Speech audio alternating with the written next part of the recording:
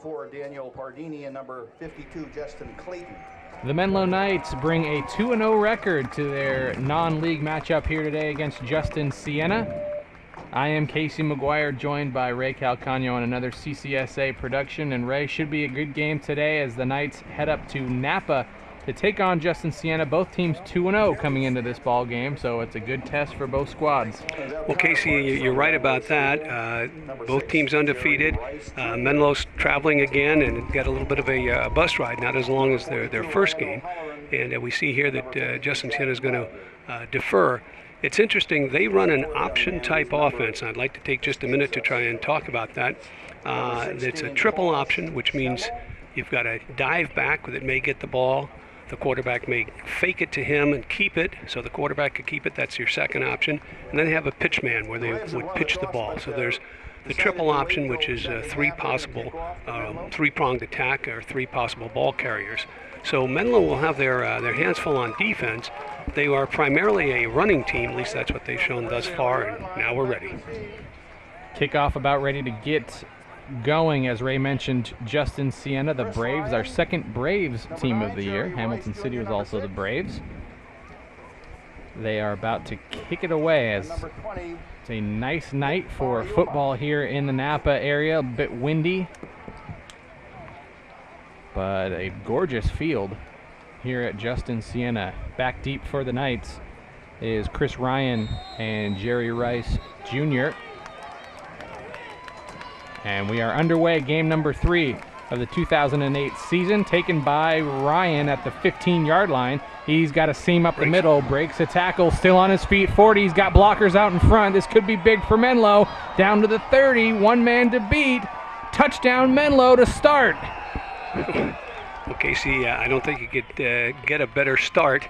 You get off the bus, you get yourself ready to play, and special teams comes through with a big play. So this is a great job of running initially here by Ryan, who is almost taken down there about the 40, and then gets out in front, gets a couple of blocks, and then he makes a nice move there at the end when he might have been taken down to go ahead and change the pace, make the play, and then, in a sense, dive into the end zone. So a great return. I think it ends up being about 88 yards, but super job there. So the option to defer the opening kickoff immediately bites Justin Siena as they are down quickly 7-0. And just like that, the Menlo Knights are kicking off. And let's hope it's not a repeat for Menlo. There it is. Loose ball, and Justin Siena right now might want to take a moment to compose themselves as things aren't going well. Well, we've covered this, I think, before, Casey, but, the ball, it's live on a kickoff, so you need to cover that ball. We're used to a 10-yard onside kick, but that would have been a long onside kick. As Ray mentioned, they line up with 2 men in the backfield. Okay, that was the first part of the triple option. That would be what you'd call the dive back, and Menlo went ahead and made a nice play in tackling the dive. You have to play disciplined defense against this. You have to cover all three parts of the option. So I'm going to apologize in advance for saying who does and does not have the ball, as it can be quite confusing. Second down, quick pass out to the left is a nice diving catch. They say he completed. He did, as the pass was intended for and made by Justin Siena short of a first down. It's going to be third down here. Well, on that one, we didn't see any triple option, but this may be a run again. They run a dive up the middle, not much room. Well, that again is that first part, and you're going to see a back coming through there, and in this case, Menlo does a nice job stopping the first down, and they had the quarterback covered as well, so it's a punt situation. And Justin Siena goes 3 and out on their first offensive possession, gets a nice block. This is Ryan again to the 42-yard line. Jerry Rice Jr., he was the one who got downfield there, Ray, on the opening kickoff and threw some blocks, and he makes a key block here. Well, they're a short run back, gets a couple. They're two dangerous return men, and what's nice to see is when one of them doesn't get the ball, the other blocks for him. And we've talked about this before. You want to try and make 10 yards on any punt. I think that's just about what the return was, 10 yards at least. First and 10, ball at the 42 of the Knights. Their first offensive possession, already up 7-0. Rice goes in motion, 2 receivers on each side, and the pitch goes to Mariyama. He's got the corner, turns upfield to the 50 before being taken down. Picked up about 7 on first down. Nick Mariyama, a nice run. And you see a very good block thrown right off the bat. I think that was Ryan O'Halloran, but you know, in order to get the corner, we talked about this last week, you need the key block, and then your ball carrier can turn it. Quick play. Pass to Mariyama on the right this time. He's got room, still on his feet. First down inside Justin Siena territory. This is sometimes called the bubble screen or pass, where the back just kind of goes laterally. You have to be concerned about a lateral, but if it's a forward pass, it's incomplete, it's no good. If it's caught, usually you have blockers in front and a good gain. So Mariyama showing his versatility out of the backfield. And it looks like a timeout taken here by Menlo. Their first. And they break the huddle with 3 receivers to the right. Rice goes in motion. DeKroger looks left, throws left, almost intercepted. Batted down on the play by Bradley Aiden. Well, in this case, I think you're going to see, you know, underneath players making plays, and I think they're rushing usually 3 or 4 men. That's all on this defense. And this time they're going to get to him. Trouble, and he's going down. Well, it can be confusing. It's tough initially. It looks like they're mixing up some man coverage underneath and the zone. So we'll see how Menlo attacks this throughout the course of the first half. 3rd and long. Pass out to the left to Rice. He is quickly wrapped up and taken down at the 50-yard line. Lost 3 on the play. Well, again, this is their underneath coverage, and if they don't miss tackles, you're going to go ahead and probably get some short gains rather than the long gains we're used to. So brings up a punting situation. Andrew McCall into punt for Menlo. As the drive started out nice, low bouncing snap. McCall does a nice job to scoop it up and get it away. And it's going to roll dead at the 18-yard line, where Justin Siena will start 1st and 10 on their second possession. Well, the good thing here is that, as you mentioned, Casey, was able to get the kick away.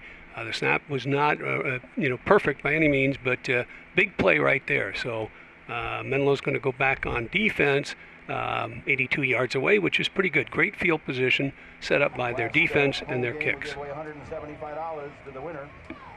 1st and 10 for the Braves as they set up, and the handoff on first down. No, it's going to be kept by the quarterback. He's got room down the right side, picks up a first down as Eddie Aguayo picks up the first down. Now this is a different formation. This is what's commonly called the spread, but they're still running an option. This is a single option. The quarterback makes a fake to the running back and then pulls it out, and he runs and makes decent yardage. Real nice play. 1st and 10 for the Braves. Back in that spread. Handoff, not much room. Now this time Menlo read the ball carrier very well, and the quarterback either made an incorrect decision or just good defense. I'd say good defense on that particular play. Number 75, Matt Calvey, first man in the backfield for the Knights. Second down. Now he's back under center. Play action pass. Rolling left now, throwing complete on the near side. That's Curtis Sawyer, the tight end, who makes the reception. Well, a real nice play fake, and then pressure on him, but goes ahead and gets the pass off and complete. But I don't think it's enough for a first down. 3rd down and 6. Option to the right. They hand it off on the dive up the middle, and going to be close to a first down for the Braves. Now this is a little bit different option. This is a little bit wider. There's what's called the inside veer and the outside veer. That was actually outside. So Menlo did a nice job of stopping it, but not enough for they get enough for the first down. Handoff. Ball looked like it might have come loose, but the referees are making the indication that Justin Siena recovered. That was the triple option, but the quarterback pulled it, and there was some confusion as to who should get it, but they recovered the fumble. Quick pass. Pass out left is complete. Craig Sabolsky on the reception. That's going to be close to a first down for the Braves. Well, in this case, nice job by the defensive end there, getting his hands up, but they were still able to go ahead and complete the ball. So it's going to be 3rd down and about 2 You see the yardage markers on the top of the screen. Handoff. Quarterback keeps it. Oh, excuse me. Quarterback is going to keep it inside Menlo territory on a nice run. That was Eddie Aguayo. Well, it's the second leg of the option. He did not give it to the dive back, and that's pretty hard to go ahead and cover. But they did a nice job, Justin Siena, on that play. 1st and 10. That's a little counter. Not much on the counter. This is a lot like the college-style offenses. Navy runs the same offense. It takes about a quarter for you to get used to all the misdirection. So Menlo's struggling right now, but they're doing a pretty good job limiting the big plays. And that's the key. You have to play, again, disciplined football. Menlo is doing that. So nice job thus far. Different set. Now that would only be a double option. They had one back in the backfield, so the quarterback did not give it to the dive back. He kept it, and Menlo was right there. And you saw an indication of being a running back in the triple option doesn't mean that you're not going to get tackled even when you don't have the ball, because it is legal to tackle you if you've got misdirection. 3rd and 9. Shotgun. Aguayo back to pass. Rolling right now, passing deep down the right side, and is complete. Down to the 12-yard line. A big pass play. Michael Loiser, the intended target. He came out with a nice catch.